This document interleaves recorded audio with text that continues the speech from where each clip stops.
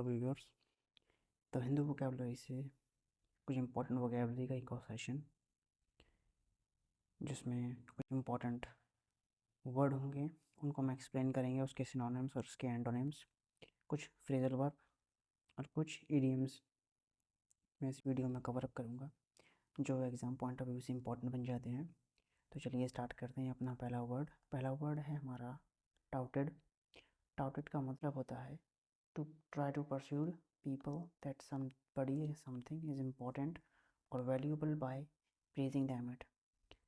कहना क्या चाहते मतलब इसका ये है कि किसी इंसान को या किसी भी चीज़ को उसकी प्रशंसा करके यानी कि उसकी तारीफ़ करके किसी इंसान को परस्यूड करना, उसकी तरफ उसका फोकस बढ़ाना, उसकी अच्छी बातों को बताकर उसका फोकस, उसकी अटेंशन अपनी तरफ खींचना, वहाँ पे हम वर्ड यूज़ करते हैं।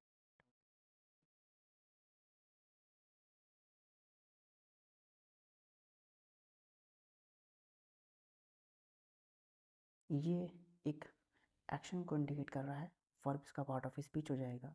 और इसके जो सिनोनिम्स बनेंगे, लाउड। लाउड मतलब जैसे कि अपलॉड में लॉड होता है, जैसे कि किसी की तारीफ़ में हम तालियां बजाते हैं, अपलॉड करते हैं, तो वैसे ही लॉड एक तरीके से तारीफ़ करना। प्रेज़ भी एक तरीके से तारीफ़ करना होता है, एक रिक्वेस्ट करना भी हो सकता है। प्रोक्लेम भी वही चीज़ सिग्निफाई करता है। प्रमोट करना है, किसी को आगे बढ़ावा देना एक तरीके से, वो भी यहाँ पर हम उस वर्ड को भी यूज़ कर सकते हैं एज अ सिनोनिम। किसी चीज़ को पब्लिसाइज करना, ये भी इसका सिनोनिम हो सकता है। इसका एंटोनिम जो बनेगा वो ब्लेम। किसी के ऊपर आप इल्ज़ाम लगा रहे हैं, ब्लेम कर रहे हैं, या किसी चीज़ को आप एक तरीके से ब्लेम हम बुरे ही कंटेक्स्ट में लगाते हैं, किसी के बारे में बुरा कहते हैं तब हम वहाँ पर वर्ड यूज़ करते हैं ब्लेम। एक कंसील करना, किसी चीज़ को हाइड करना, या कंडेम करना, किसी को करना, या क्रिटिसाइज करना, यहाँ पर हम एंटोनिम्स देख सकते हैं उसके। नेक्स्ट वर्ड है हमारा स्ट्रीम लाइन। स्ट्रीम लाइन भी हमारा एक वर्ब है और उसका मतलब होता है to change something so that it works better, यानी किसी चीज़ में चेंजेस ला देना ताकि वो और अच्छे तरीके से काम कर सके, अच्छे तरीके से यानी कि इफ़िशिएंटली काम कर सके। वहाँ पर हम वर्ड यूज़ करते हैं स्ट्रीम लाइन। इसके सिनोनिम्स हो सकते हैं रिवैम्प, अपग्रेड, ओवरहॉल, रिफर्बिश। और इसके एंटोनिम्स हैं कॉम्प्लेक्स, एंटेंगल, कॉम्प्लिकेट, सोफेस्टिकेट। ठीक है। नेक्स्ट वर्ड है हमारा स्नूपिंग। ये भी एक वर्ब है, एक्शन को इंडिकेट कर रहा है। इसका मीनिंग है to look around a place secretly, या फिर in order to discover a thing or find out information about someone, यानी कि एक तरीके से ताक झाँक करना, इंटरफेरेंस करना, किसी की जगह पर या किसी की चीज़ में किसी की इन्फॉर्मेशन को टटोलने की कोशिश करना, किस तरह से सीक्रेटली एक तरीके से किसी के काम में दखलंदाजी देना, वहाँ पर हम वर्ड यूज़ करते हैं स्नूपिंग। नेक्स्ट इसके जो सिनोनिम्स हैं, एक तरीके से प्रे करना, हल्का थोड़ा सा इंडिकेट कर रहा है इसी चीज़ को, स्नूपिंग को वहाँ पे ताकत, क्योंकि प्रे जब कराता है, प्रे का मतलब यहाँ पर जो शिकार करने का एक तरीके से ताक झांक करना है। यहाँ पर स्टिकी बीक सेम वही इंडिकेट करता है, और बटिंग इन भी वही करता है कि आप किसी चीज़ में इंटरफेयर कर रहा हो सीक्रेटली। इसके एंटोनिम्स हो जाएंगे अवॉइड करना, किसी को इग्नोर करना, शनिंग करना, नेगलेक्ट कर देना किसी को, या एस्चुइंग करना, ये इसके एंटोनिम्स हो जाएंगे। नेक्स्ट वर्ड है हमारा कंटेंशियस। कंटेंशियस ये एडजेक्टिव है, एक क्वालिटी को आइडेंटिफाई कर रहा है, इंडिकेट कर रहा है। इसका मीनिंग है लाइकली टू कॉज आर्ग्यूमेंट, यानी कि कुछ ऐसी चीज़ जिससे आर्ग्यूमेंट होने के चांसेस हैं, एक तरीके से डिसएग्रीमेंट भी कह सकते हैं, यानी वहाँ पर कोई मतभेद होने के चांसेस हैं एक तरीके से, वहाँ पर हम वर्ड यूज़ करते हैं कंटेंशियस। इसके सिनोनिम्स हो जाएंगे कंट्रोवर्शियल, डिस्प्यूटेबल हो जाना, डिबेट हो जाना किसी के बारे में, डिस्प्यूटेड भी कहेंगे, और कंटेंडेड हो जाना किसी चीज़ का। इसके जो एंटोनिम्स हैं वो एक पीसफुल यानी कि शांत, नॉन एग्रेसिव किसी तरह से कोई मतलब एक एग्रेसिव नेचर में ना आ जाना, एमिएबल का मतलब एक तरीके से फ्रेंडली नेचर होना, कोडिल का मतलब एक रिलेशन क्रिएट करता रहना। नेक्स्ट वर्ड है हमारा स्क्रपल्यूसली। ये एक एडवर्ब है और इसका मीनिंग है a very careful way that makes sure everything is done exactly as it should be. यहाँ पर इसका मतलब ये है कि कुछ ऐसा मतलब काम करना, काम बेसिकली इस तरह से करना जैसा उसे करने की ज़रूरत है, जिस तरह से उस काम को करने की ज़रूरत है उसको वैसा ही एक तरीके से करना, यानी कि बेसिकली कहा जाए जिस तरह से काम एफिशिएंटली होना चाहिए, एथिकल वे में होना चाहिए, प्रॉपर मैनर में होना चाहिए, उस तरीके से अगर काम को करा जा रहा है तब वहाँ पर हम वर्ड यूज़ करेंगे स्क्रैपुलसली। इसके सिनोनिम्स हो जाएंगे केयरफुली, कॉन्शियसली, मेटिकुलसली। और इसके जो एंटोनिम्स हो जाएंगे वो है अनजस्ट, अनएथिकल तरीके से काम करना या अफोर्डेबली तरीके से काम करना। यहाँ पर हम इसके एंटोनिम्स देख सकते हैं। नेक्स्ट वर्ड है हमारा बेटर्ड। बेटर्ड का मतलब होता है hurt by repeating it, repeatedly hit or damage specially by using, damaged specially by being used a lot. यानी कि किसी चीज़ से लगातार हिट करना, जैसे बैटर्ड होता है, जैसे बैटर होता है क्रिकेट में, बैटर होता है वो बैट से लगातार हिट करता है, तो वो बैटर यहाँ पर यूज़ करा जा सकता है हर्ट, यानी किसी को हर्ट करने में लगातार उसको हिट करना, या किसी भी चीज़ को बहुत बुरी तरीके से डैमेज कर देना। जब वो बार बार इस्तेमाल होती है तो एक टाइम बाद वो चीज़ बहुत बुरी हो जाती है, तो वहाँ पर हम वर्ड यूज़ करते हैं बैटर्ड। इसके सिनोनिम्स हो जाएगा बफेट, बैश्ड और शटर। ये इसके मीनिंग, ये इसके सिनोनिम्स हो जाएंगे। इसका पार्ट ऑफ स्पीच जो होगा वो एडजेक्टिव होगा, क्योंकि यहाँ पर किसी चीज़ की क्वालिटी को वो डिनोट कर रहा है, किसी चीज़ के ख़राब होने की बात करी जा रही है। एंटोनिम्स इसके हो जाएंगे डिफेंडेड या गॉडेड। नेक्स्ट वर्ड है हमारा एक्लेक्टिक। एक्लेक्टिक का मीनिंग क्या है?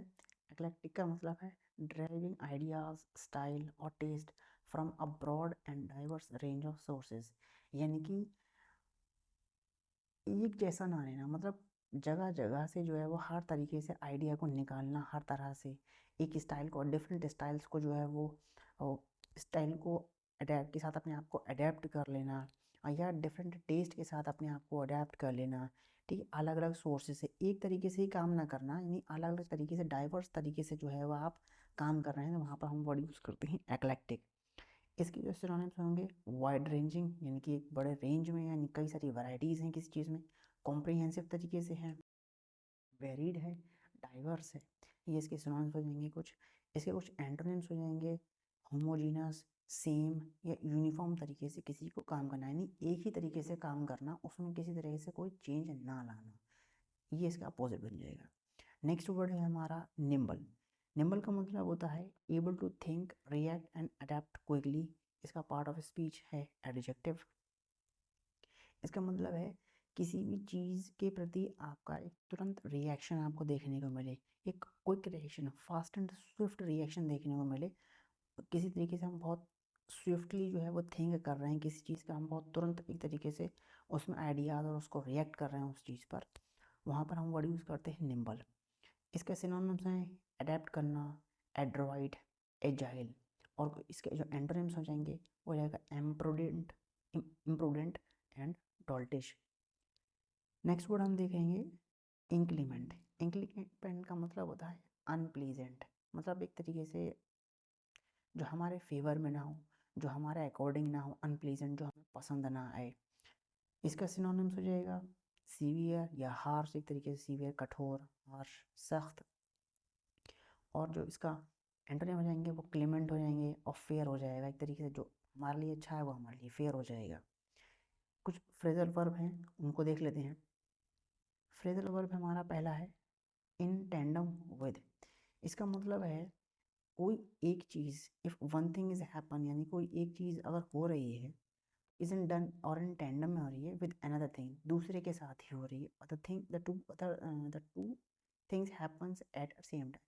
यानी कि इन टेंडम में एक काम तो हो रहा है, उसके साथ साथ दूसरा काम भी हो रहा है, यानी एक बार में दो कामों का होना, वहाँ पर हम फ्रेजल वर्ब यूज़ करते हैं इन टेंडम विद। अगला जो फ्रेजल वर्ब है वो है हमारा ड्रॉ इन। ड्रॉ इन का मतलब है टू इन्वॉल्व समबडी और मेक समबडी टेक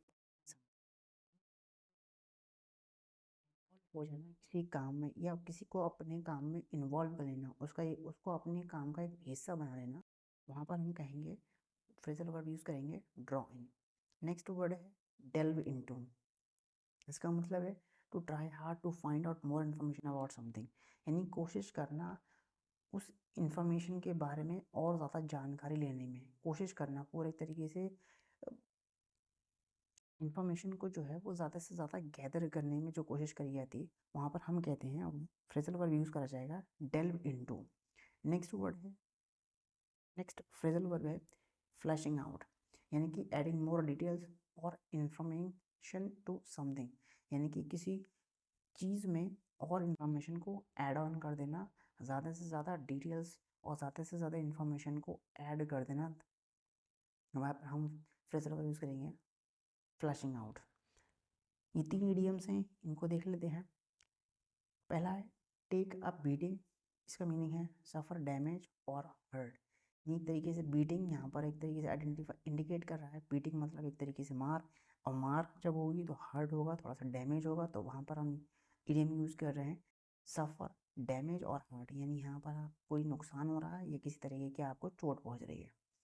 नेक्स्ट है कैच बाय सरप्राइज, इसका मीनिंग है टू हैपन टू समवन और समथिंग अनएक्सपेक्टेडली।